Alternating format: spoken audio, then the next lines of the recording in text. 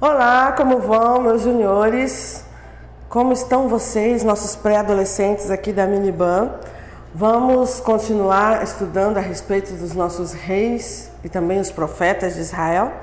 Vocês se lembram que na última semana nós estávamos contando para vocês a respeito do grande desafio que Elias fez contra 450 profetas de Baal. Lembram-se disso?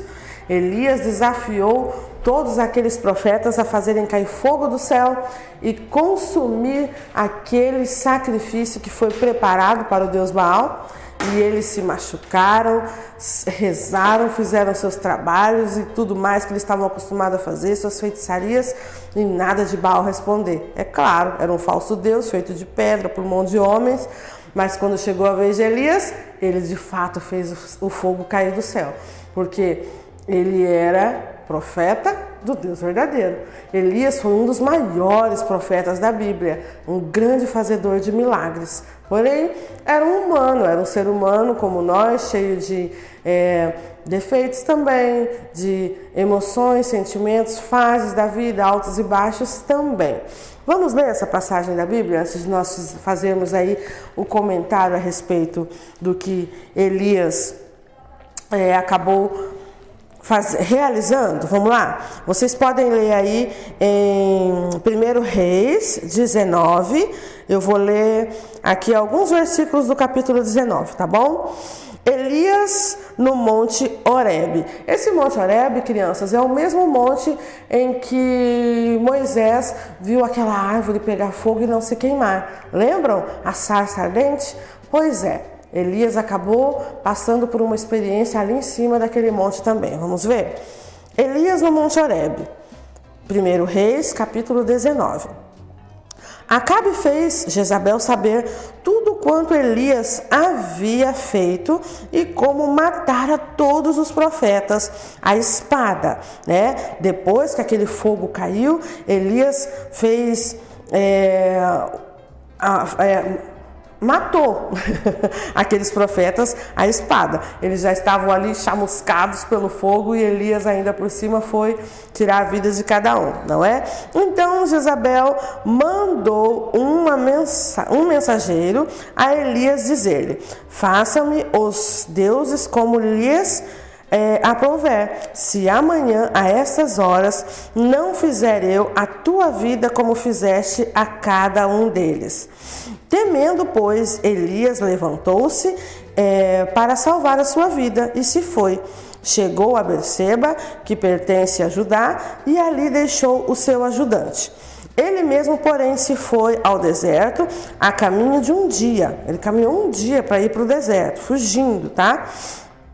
E veio e se assentou debaixo de um zimbro e pediu para si a morte e disse: basta, toma agora, ó Senhor, a minha alma, pois não sou melhor do que meus pais. Elias naquele momento então desejou morrer. Engraçado que ele foge de Jezabel para não morrer, mas debaixo da árvore, cansado de caminhar por um dia fugindo, ele pede para morrer. Ele queria então se livrar daquela situação, daquele medo todo, e queria poder descansar. Queria morrer. Na verdade, ele não queria morrer mesmo. Geralmente as pessoas, quando estão deprimidas, elas não querem a morte de fato, elas só querem se livrar da dor, se livrar daquele momento, daquela situação que estão passando. Se pudessem se livrar de outra forma que não fosse a morte, elas optariam pela outra forma, não é?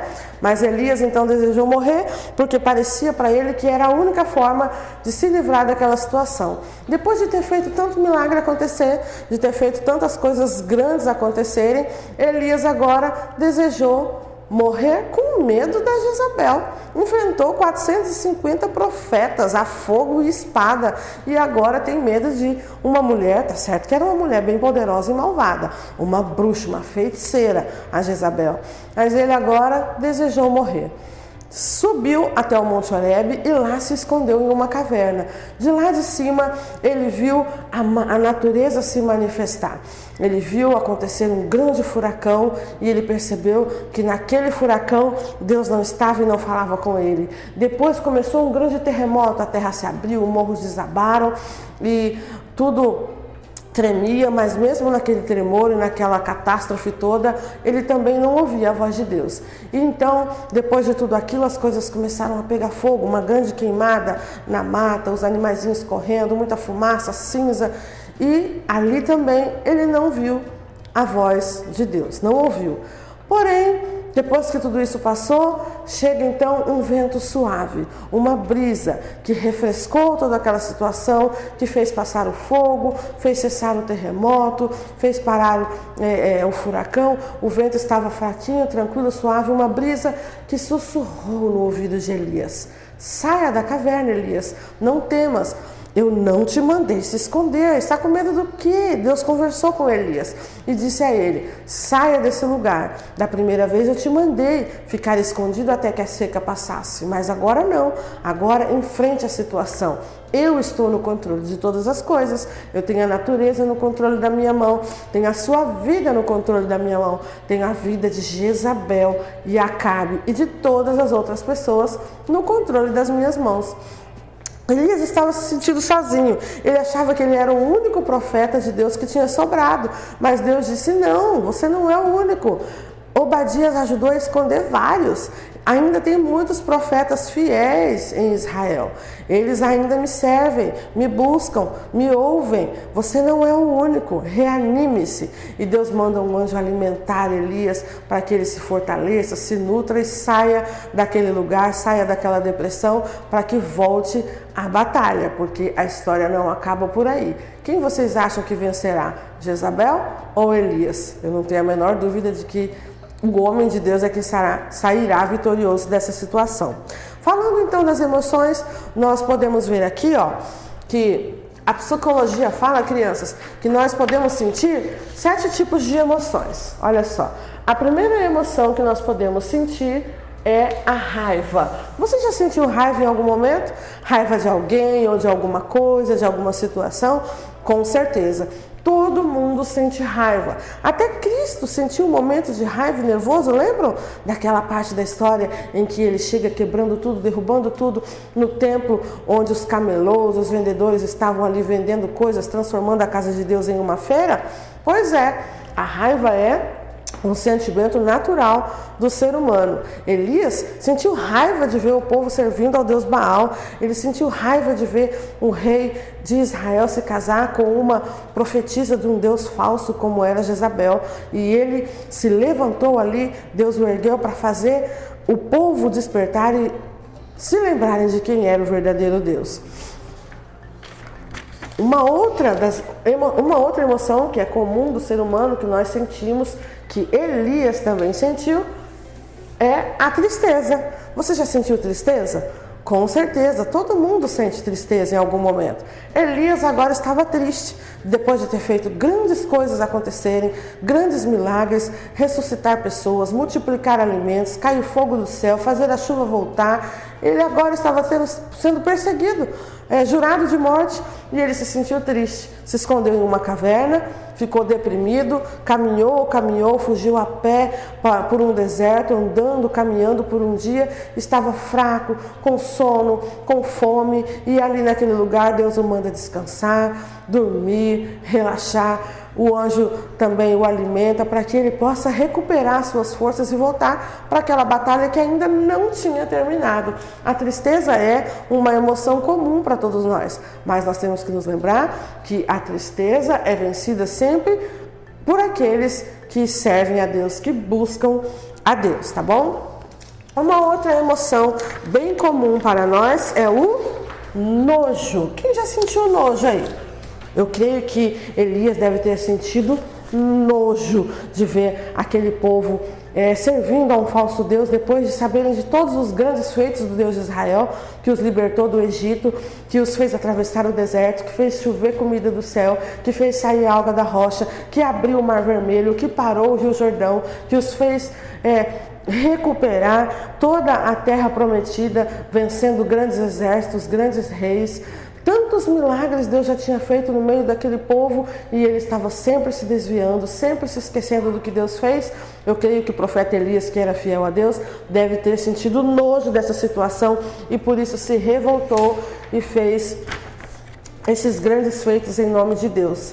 Desprezo também é uma das nossas emoções. Com certeza, Elias desprezava Jezabel, desprezava a falta de pudor, a falta de princípios daquela mulher, desprezava Acabe por ter se esquecido do Deus do seu povo e ter feito o povo cair em desgraça servindo a um falso Deus trazido por aquela mulher com a qual ele se casou. Então, desprezo também é uma das emoções comuns aos seres humanos. Outra emoção bem comum para a gente é a alegria. Em que momento vocês acham que o profeta Elias se sentiu alegre? Quando? Quando Deus respondeu a sua oração e fez cair fogo do céu, ele deve ter se sentido bastante feliz de saber que Deus responde a nossa oração.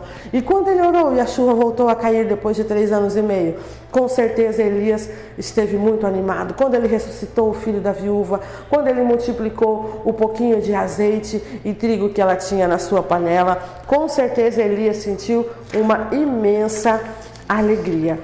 E em qual momento vocês acham que Elias sentiu medo? Quando foi que Elias sentiu medo, crianças? Quando vocês acham? Com certeza, agora, nesse momento em que Jezabel promete tirar sua vida, promete se vingar. Elias teve tanto medo que fugiu.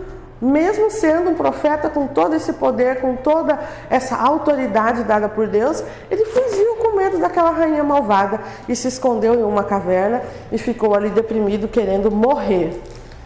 E uma outra das nossas emoções é a surpresa. São 7 as emoções que nós podemos sentir. Em que momento vocês acreditam que Elias ficou surpreso? Eu creio que dentro daquela caverna ele sentiu surpresa de ver Deus controlando toda aquela natureza, né? Fazendo o terremoto, o furacão, as queimadas acontecerem diante dos seus olhos e fazer tudo aquilo parar de repente e soprar uma brisa suave, tranquilizadora, para que Elias confiasse, visse que Deus estava no controle de tudo e que ele não precisava desanimar, não precisava estar triste, não precisava fugir. Então, Deus faz com que Elias desperte e volte a crer, confiar nesse Deus que ele sempre serviu, obedeceu e confiou. Então, depois de todas essas situações, essas emoções que Elias passa, Deus faz ele se reerguer, se levantar, para que ele possa finalizar essa batalha contra Acabe e Jezabel, para que Deus seja glorificado, seja honrado e que eles saiam do trono de onde Deus tinha colocado anteriormente grandes reis como Davi, como Salomão, né? Principalmente o rei Davi, que era o homem segundo o coração de Deus, e o trono que futuramente seria do rei Jesus, né? Eles aguardavam o Messias, um rei que viria governar sobre Israel, e eles estavam desonrando esse trono, estavam desonrando o nome de Deus. E Elias estava ali para honrar, para fazer o nome de Deus ser engrandecido. Durante essas lições que nós temos estudado, crianças, nós temos aí ensinado para vocês alguns princípios, tá bom? Alguns princípios que eu quero oferecer a vocês medalhas por terem aprendido esses princípios e creio eu que vocês estejam aplicando em suas vidas. Na última semana agora, nós tivemos a nossa IBF, muitos ganharam medalhas, na verdade todos ganharam medalhas, né? Por terem participado da IBF, realizado os desafios, memorizado versículos, feito as gincanas, participado da nossa live, participado do nosso drive-thru. Vocês estão todos de parabéns. E também estão de parabéns aqueles que estão aprendendo com as nossas videoaulas, tirando daí princípios para a nossa vida, princípios eternos que não mudam. E eu vou colocar em mim essas medalhas como se eu estivesse colocando em vocês, tá bom? Essa medalha aqui, eu vou colocar primeiro para simbolizar todas as outras. E essa medalha vai simbolizar, sabe o quê? O primeiro princípio que nós aprendemos com as lições que temos gravado para vocês, que é o princípio de obedecer. Obedecer. Outro princípio que vocês têm aprendido com os reis e com os profetas aí que nós temos estudado é a busca da sabedoria. Outro princípio também é o tempo de oração, né? Oração. Outro princípio, outro valor que nós temos ensinado a vocês é ter disposição para cumprir o ID, para fazer a obra, cumprir aquilo que Deus nos manda fazer, ok? Outro princípio também seria o ouvir bons conselhos, né? Não ir pela cabeça de quem não tem bons conselhos, mas sim ouvir os mais velhos, os mais experientes, as pessoas de Deus que querem seu bem. Também o princípio de ser humilde e saber pedir ajuda quando precisa, não achar que sabe tudo, que pode tudo, que não precisa de ajuda de ninguém. Outro princípio, outro valor que temos ensinado a vocês é o de vencer o medo. Hoje mesmo, o profeta Elias teve que vencer o medo, né, da rainha Jezabel. Vencer o medo. Ter coragem, o princípio da coragem. E aqui, vencer a vergonha, né? Não ter aí medo e vergonha de falar o que Deus manda, de fazer o que Deus manda e cumprir as ordens do nosso Deus, cumprir tudo aquilo que Ele nos manda fazer. Eu tenho aqui todas essas medalhas representando esses princípios eternos, esses valores para a vida que vocês todos devem aprender a cada lição e com certeza aplicarem nas suas vidas todos os dias até que Jesus volte, porque nós temos muitas batalhas a vencer aqui nessa vida e só conseguiremos vencer se nós cumprirmos esses ensinamentos, se nós colocarmos em prática esses princípios, esses valores, esses ensinamentos nas nossas vidas. Ok, crianças? Beijo para vocês. Vamos orar, né? Sempre encerramos com uma oração.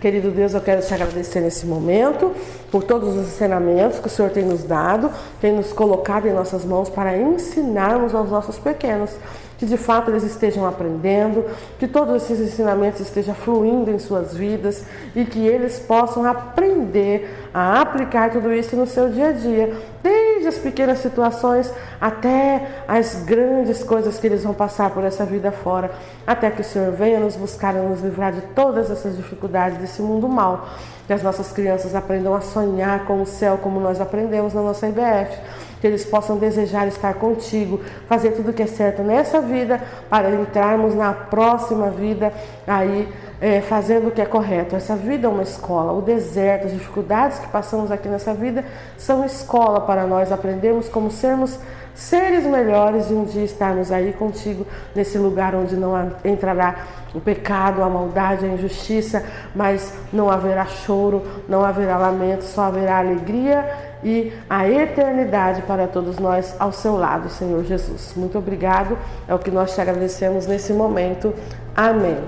Beijo, crianças. Não deixem de fazer as atividades que estão no site da igreja, de lerem a Bíblia, leiam toda essa história na Bíblia, tá bom? Procurem ela lá, 1 Reis 19, leiam toda ela, pesquisem mais detalhes na internet, conversem com seus pais aquilo que vocês aprenderam, é uma história real. Elias existiu de verdade, realizou todos esses milagres e terá um fim glorioso. Na próxima aula vocês vão saber como será o fim da história de Elias. E Jezabel, como será que vai ser o fim dessa bruxa malvada?